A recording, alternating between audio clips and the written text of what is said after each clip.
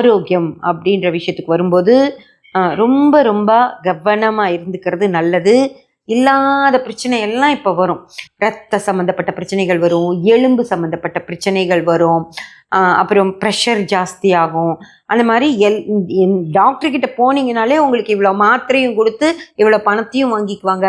அப்புறம் ஏதோ ஒரு பிரச்சனை புதுசாக இப்படி இருக்குங்க, உங்களுக்கு இந்த உறுப்பில் இந்த பிரச்சனை வந்துருச்சு, ஒன்று சொல்லுவாங்க. ரத்தம் கட்டி ஆக மாட்டேங்குது, அதெல்லாம் சொன்னாங்க என்கிட்ட. ரத்தம் உடம்புக்குள்ளே கட்டி ஆகிடுமா, அதுக்காக ஒரு இன்ஜெக்ஷன் போட்டுக்கிட்டே இருக்கணுமா. அந்த மாதிரியான செவ்வாய் அப்படின்றது, ரத்தம் அப்படின்றது செவ்வாய். அதனால அதுலெல்லாம் பிரச்சனைகள் வரும், அந்த மாதிரியெல்லாம் சொன்னாங்க. அந்த மாதிரி பிரச்சனைகள் வந்துட்டே இருக்கும்.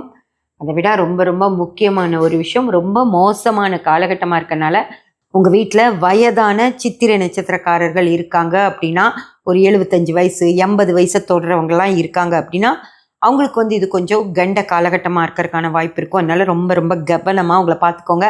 ஒரு சின்ன பிரச்சனை, ஒரு முடியல அப்படின்னு சொன்னாங்கன்னா உடனடியாக டாக்டரை பார்த்து அதுக்கு என்ன செய்யணுமோ அது செஞ்சுக்கோங்க.